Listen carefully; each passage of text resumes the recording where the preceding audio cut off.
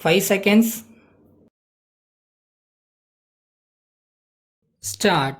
தலைவர் அவர்களே, முதலமைச்சர் அவர்களின் சத்துணவு திட்டத்தின் ஓராண்டு நிறைவு விழாவில் கலந்து கொண்டு பேசுவதற்கு வாய்ப்பு அளித்த உங்களுக்கு என்னுடைய நன்றி கலந்த வணக்கத்தை முதலில் தெரிவித்துக் கொள்ள கடமைப்பட்டிருக்கிறேன்.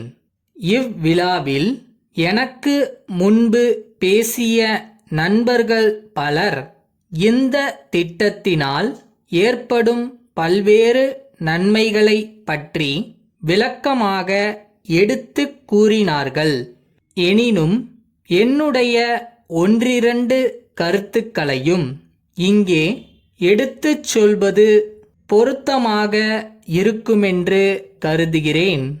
நம் நாடு விடுதலை பெற்ற பின்னர் ஆட்சி பொறுப்பில் உள்ளவர்கள் கோடிக்கணக்கான ரூபாய்களை செலவு செய்து எத்தனையோ திட்டங்களை தீட்டி நிறைவேற்றி வந்துள்ளார்கள்.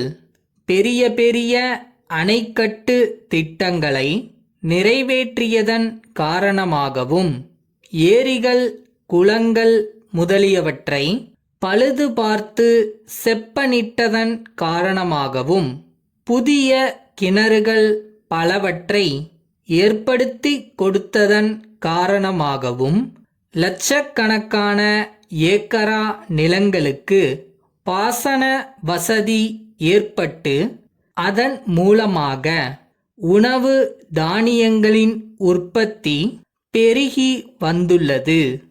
இவை தவிர குடிதண்ணீர் கிணறுகளை ஏற்படுத்தி கொடுத்ததன் காரணமாகவும் மேல்நிலை தொட்டிகளை ஆங்காங்கு அமைத்ததன் காரணமாகவும் சுகாதார வசதியற்ற தண்ணீரின் மூலமாக பரவக்கூடிய நோய்கள் பெருமளவிற்கு தடுக்கப்பட்டிருக்கின்றன. இவ்வாறெல்லாம் பல்வேறு திட்டங்களை தீட்டி நிறைவேற்றியதால் மக்களுடைய வாழ்க்கை தரம் உயர்ந்துள்ளது என்பதில் ஐயம் இல்லை. என்றாலும் முன்னேற்றம் அடைந்துள்ள நாடுகளுடன் ஒப்பிட்டு பார்க்கும்போது நாம் இன்னும் எவ்வளவோ உயர வேண்டியிருக்கிறது என்றுதான் சொல்ல வேண்டும். சில நாடுகள் முன்னேற்றம் அடைவதற்கான அடிப்படை காரணம் அந்த நாடுகளில் உள்ள மக்கள் உடல் நலமும் மன வளமும் நிரம்ப பெற்றிருப்பதாகும். மக்கள் நோய்வாய்ப்படாமல் இருக்க வேண்டுமானால் அவர்கள் சத்துள்ள உணவை உட்கொள்ள வேண்டும். ஆனால் இன்றுள்ள நிலைமையில் நம் நாட்டு மக்கள் எல்லோருமே சத்துணவு உட்கொள்வதற்கு வசதி பெற்றிருக்கிறார்கள் என்று சொல்வதற்கில்லை.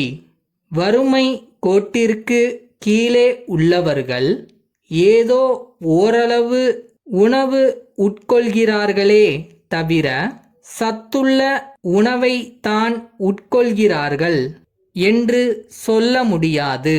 பல்வேறு திட்டங்களின் காரணமாக நாட்டில் உணவு தானியங்களின் உற்பத்தியும் மற்ற அத்தியாவசிய பொருள்களின் உற்பத்தியும் அதிகரித்து கொண்டு வருகிறது. என்றாலும் மக்கள் தொகை பெருக்கத்திற்கு தக்கவாறு அவை அதிகரிக்கவில்லை என்றுதான் சொல்ல முடியும். இந்நிலையில் பள்ளி செல்லும் வயது வந்த சிறுவர்களுக்கு சத்துணவு வழங்கக்கூடிய நிலையில் பெற்றோர்கள் எல்லோருமே இருக்கிறார்கள் என்று சொல்வதற்கில்லை. பள்ளி செல்லும் வயது வந்த எல்லோருமே பள்ளி சென்று கல்வி பயிலுகிறார்கள் என்று சொல்வதற்கில்லை. காரணம், சிறுவர்களை பள்ளிக்குச் செல்ல அனுமதிக்காமல் விவசாய வேலைகள் மற்றும் சிறு சிறு தொழில்கள் செய்வதற்கு அனுப்பி தங்கள் வாழ்க்கையை நடத்த வேண்டிய கட்டாயத்தில் அவர்கள் இருக்கிறார்கள். அன்புடையீர், எங்களுடைய சென்ற கடிதத்துடன் எங்கள் நிறுவனத்திற்கு தேவையான பதிவேடுகள், படிவங்கள் முதலியவற்றின் மாதிரிகளை அனுப்பி வைத்து அவற்றைப் போல எத்தனை எண்ணிக்கை எங்களுக்கு தேவை என்று விபரமாக குறிப்பிட்டிருந்தோம். அதன்படி அவற்றை சரிவர அச்சிட்டு தயாரித்து அடுத்த மாதம் 10ஆம் தேதிக்குள் எங்களுக்கு அனுப்பி வைக்குமாறு கேட்டுக்கொள்கிறோம். இத்துடன் எங்களுடைய கூட்டமைப்பின் இருப்பு நிலை குறிப்பு, லாப நட்ட கணக்கு, தணிக்கையாளர்களின் அறிக்கை, இணைப்புகள் முதலியவற்றை தொகுத்து அனுப்பியுள்ளோம். இவற்றை புத்தக வடிவில் அச்சடித்து சென்ற ஆண்டு தயாரித்து கொடுத்தது போலவே இந்த ஆண்டும் தயாரித்து 200 பிரதிகள் அனுப்பி வைக்கும்படி கேட்டுக்கொள்கிறோம். எங்கள் நிறுவனத்திற்கு தேவையான வண்ண கேலண்டர்களையும் தாங்கள் சென்ற ஆண்டைப் போலவே இவ்வாண்டும் அச்சிட்டு தர வேண்டும் என்பது எங்கள் விருப்பமாகும்.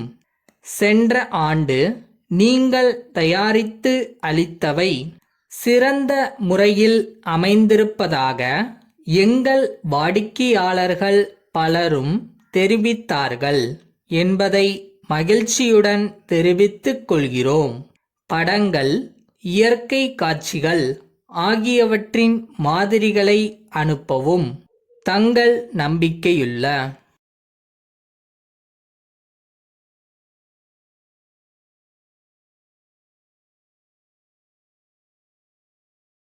எவ்வளோ நாள் கஷ்டப்பட்டு நம்ம உழைப்பு போட்டிருக்கோம். இதை எப்படி விட முடியும்? போராடுவோம், முடிஞ்ச வரை போராடிட்டே இருப்போம். ஒரு நாள் கிளிக் ஆகும்.